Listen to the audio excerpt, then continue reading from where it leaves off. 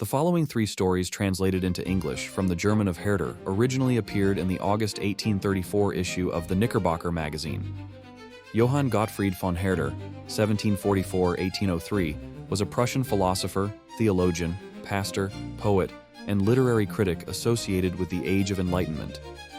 He was among the first German intellectuals to craft a foundation for German cultural unification and German national consciousness, based mostly on German language and literature. Number 1. The Mercy Child. When the Almighty was about to create man, he assembled together the archangels in council around him. "Create him not," said the angel of righteousness. "He will be unjust towards his brethren, and will deal hardly and cruelly towards those that are weaker than he.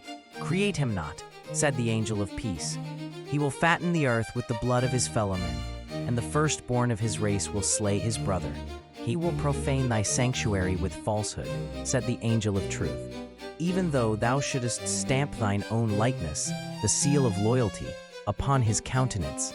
And as they spake, Mercy, the youngest, dearest child of the eternal Father, came near to his throne, and embraced his knees, and said, "Create him, Father, in thine own image, a favorite child of thy goodness.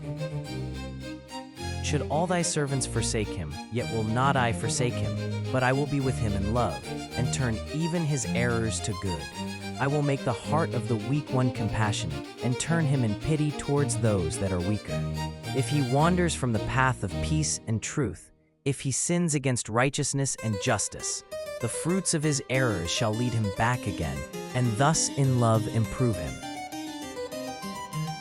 The Father of men created man, a weak and erring creature, but even in his errors, a pupil of his Father's goodness, a son of mercy, son of a love that never forsakes him, but ever chastens and improves.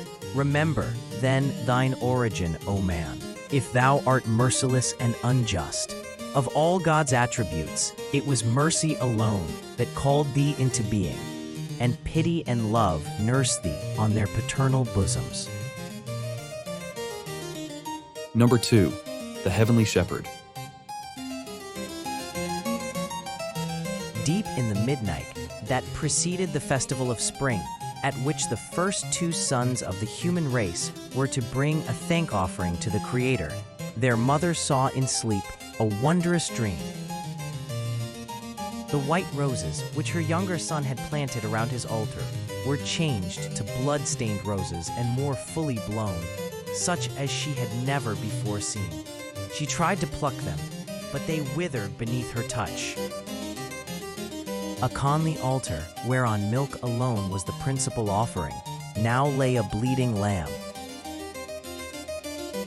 Voices of lamentation were heard around, and amid them one voice of despair, till at last all died away into tones of melody, such as she had never heard before. And a beautiful plain lay before her, more beautiful even than the paradise of her youth, and upon it wandered, in the likeness of her son, a shepherd clad in white.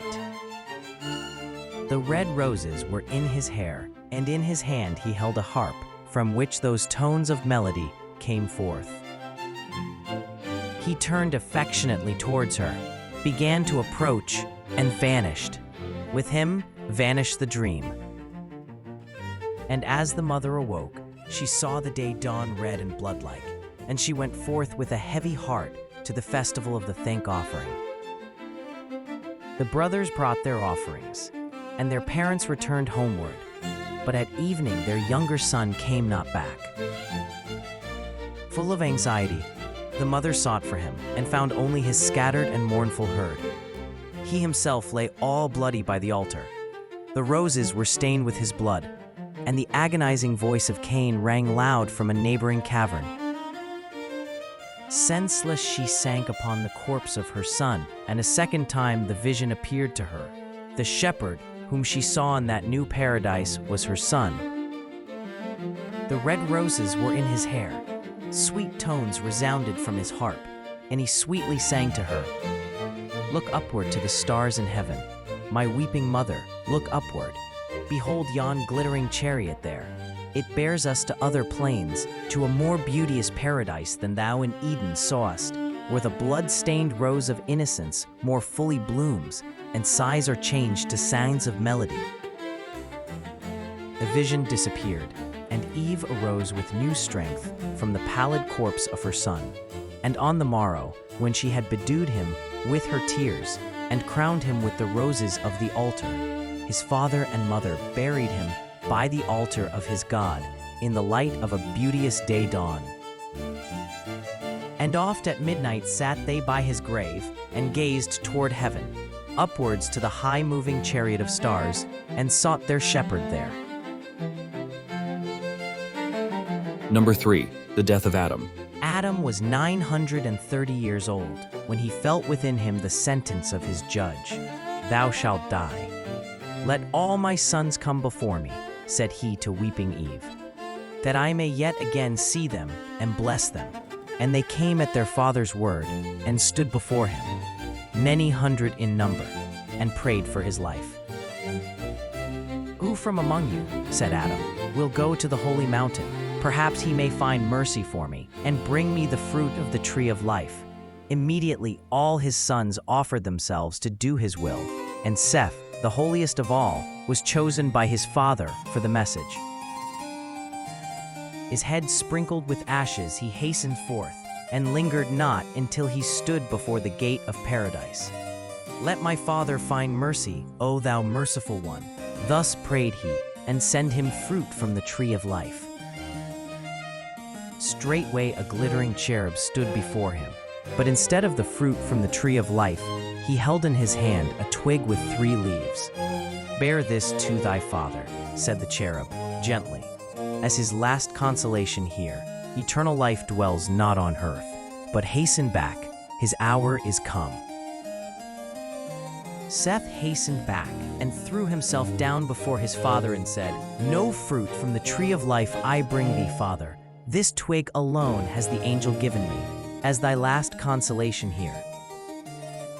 The dying man took the twig and was glad. He smelt upon it the odor of paradise.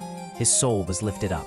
"My children," said he, "eternal life dwells not for us on earth, and ye shall follow after me. But on these leaves I breathe the fragrance of another world, new life, new strength." His age failed, his spirit fled away. The children of Adam buried their father, and 30 days they wept for him, but Seth wept not. He planted the twig at the head of his father's grave, and called it the twig of the new life, of the awakening up from the sleep of death. A little twig became a lofty tree, and many of Adam's children grew strong therefrom in the faith of another life. And thus it descended to succeeding generations. Fair blossomed it in David's garden, until his infatuated son began to doubt of immortality. Then the twig withered away, but its blossoms were scattered among other nations. And when upon a branch from this tree the restorer of immortality gave up his holy life, the sweet fragrance of the new life was wafted far and wide among all nations.